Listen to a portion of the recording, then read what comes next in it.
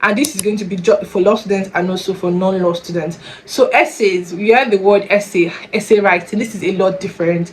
You are writing exams now. Your essay writing in exam has to be top notch.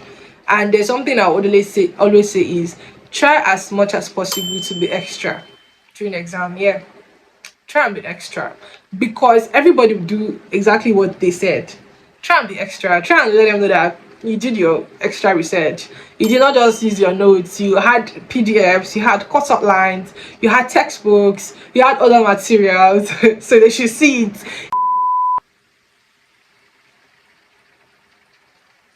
So now, this is the step-by-step guide on actually answering law essay questions and essay questions in general. The first thing is understand the very question you are being asked, because sometimes you see different questions and while I'm thinking, what is this? How do we pinpoint it? How do we go into it? For example, you see terms like critically analyze.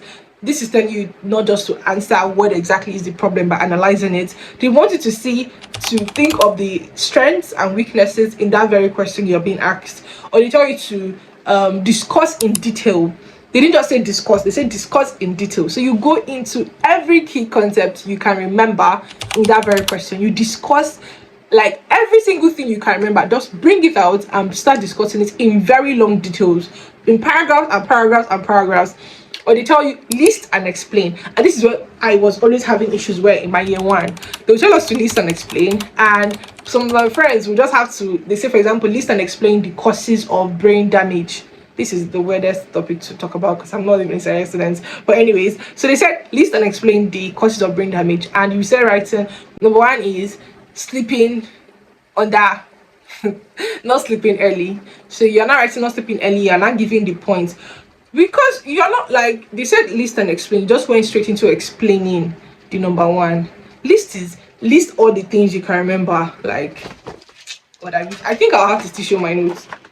List is, let me see, this is the list now. This is the list. 1, 2, 3, 4, 5, 6. You are listing all the brain damages activities that causes brain damages. You are listing every single thing. So now the next thing is going forward to explain it. You've listed it out. You now write again number one. You now write number one. The number one you wrote, you write number one and explain it. You've listed everything. You now go back to explain number one. After you've listed number one is maybe sleeping in the dark or whatever. You now go number one, sleeping in the dark, and explain it. You are saying you didn't just go straight into explaining. You've listed this. Let the lecturer see the list first. So you understood the question. You're listing it first. Then you are going to explain it. That is it. So you see, the terms of every question will determine the level of your working of your brain when answering the question given. Because if you don't understand the question, you can't dive in. You might dive in wrongly and you miss the point of the question, and that is of course going to reduce your marks, and you don't want your marks to be reduced. Do you want that? We don't. Okay, so that's the first thing, understanding the question being asked. The second step is planning your answer. How do you want to answer the question? What is the point you've allocated in actually giving this very question? So now, normally, if you've given a question like discuss in detail the different kind of agreements in law, or different kind of contractions in law or contract in law whatsoever. So now planning your answer is, you've understood the question, they want you to discuss in detail, they want you to talk about everything you can remember with contract. Again, so for in law, making a contract, there are about 5 things that needs to be available. There needs to be a formal acceptance, there needs to be the consideration, there needs to be intention to create legal obligation. That is, you are there, you're accepting to create that legal obligation. Those like the 3 I can remember now, Seth. Discussing detail is every single thing you can remember about accepting a contract, about consideration, about intention to create legal relation, about capacity, because that's one of the things you also need to have, like legal capacity to enter into any contract whatsoever. Whether you're a lawyer, whether you're a student, whether you're a business person, you need to have legal capacity to enter such contract. And of course, you need to be of sound mind. That is the legal capacity too. So now, discussing in detail is, you will not just list these things.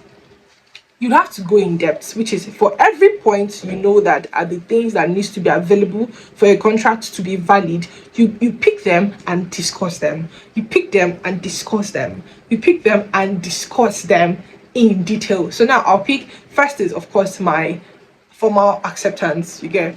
So I will pick about acceptance. What exactly makes for an acceptance? What is the wrong acceptance? What is the formal acceptance? What is the best way to get acceptance and everything?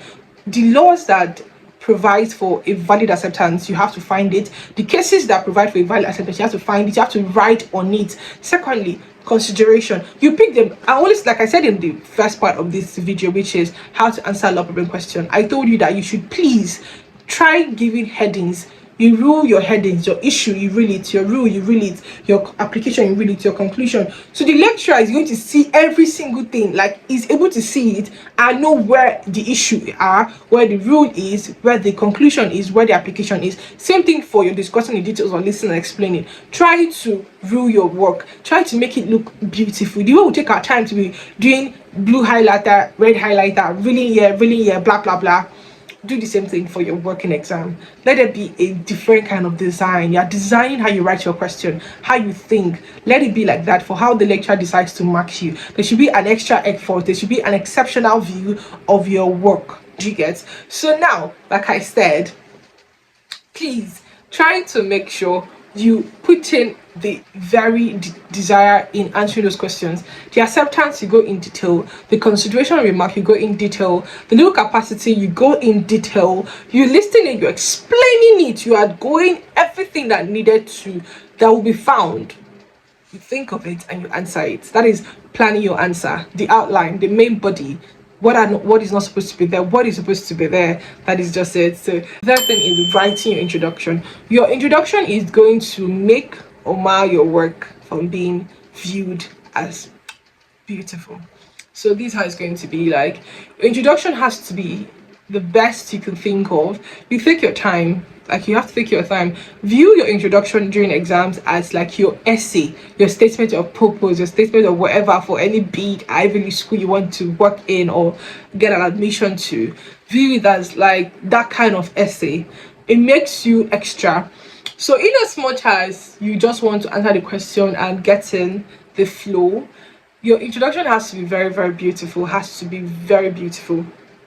What I wrote in my book is defining the key terms, having the necessary context, and clearly stating your argument. So in the introduction now, you need to let the lecturer know that you know what you're saying. So you can decide to say, for the body, for the beginning of time or for time immemorial, contracts are seen as a sacred rule or a sacred agreement where people go in, where different parties of common interest go in, and making a contract valid is just making a nation better, because we are human beings and for every single day of our life we get into contracts. Now you are bringing in like a very broad view that you understand what contract is, not just contract in the legal sense, but contract that in the whole world we make contracts, we buy and sell, we make conversations, we pay, we enter tea fairs, we give money to the conductors to drive us where we're going to.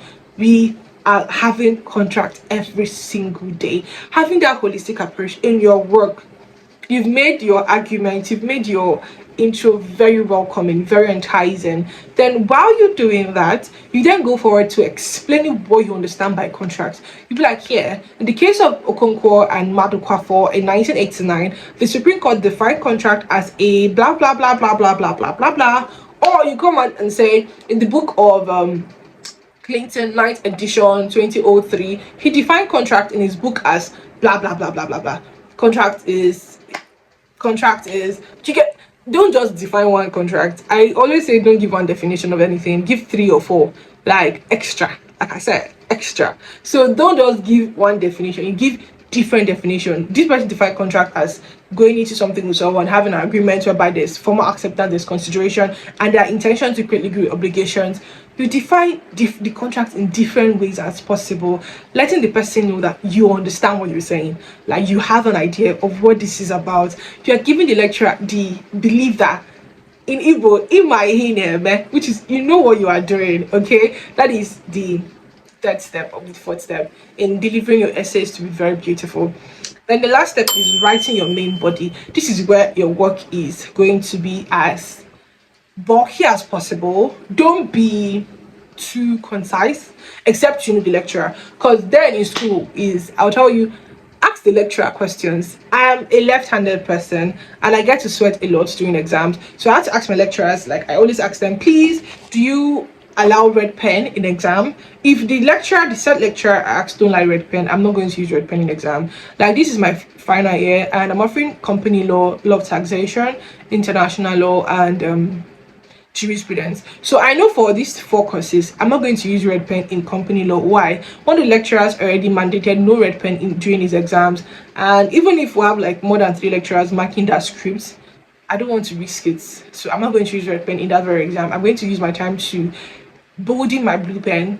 But for the other lecturers, I use red pen. Likewise, when you want to write an exam, you get to know what the lecturer is asking for, what is this kind of person, how does he like his works to be answered, how does he like his script to be answered, does he like extra, does he like you writing voluminous work, does he like you, if you're an added reader, do you like writing extra? If the lecturer is not like that, don't do it because instead of you getting extra mark, you'll be seeing like reduced marks. So first, make research on what the lecturer really wants. It's going to help you. So your main body, I'll leave it to you, which is think and think. And you can only write something bulky if you've read. So this is where I'll tell you, please read. Please read as much as possible. Do not read like you are trying to write the exam and just pass. Read it because you want to understand what you're reading. Read it because you know one way or the other in the future is going to be used or it's going to be helpful or useful. Read. Please read as much as possible. Read and read. Be an avid reader when it comes to actual question, reading for exams, anything.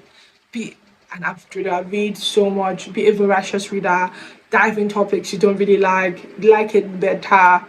So read. That is the only way for your main body to be excellent. So there's something I would call my step-by-step process in writing my body, which is called PEW. And PEW means P for points, E for evidence, E for explain, and L for basically linking and connecting my argument to my body.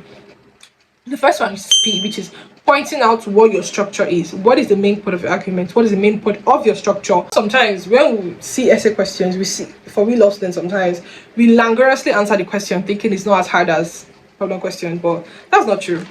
Some essay questions can be a pain in your, you don't want that. So I want you to see it as letter and spirit of the law, which is seeing the point as, okay, the point is the letter, that is, what is the point saying? What is the literal meaning of this argument?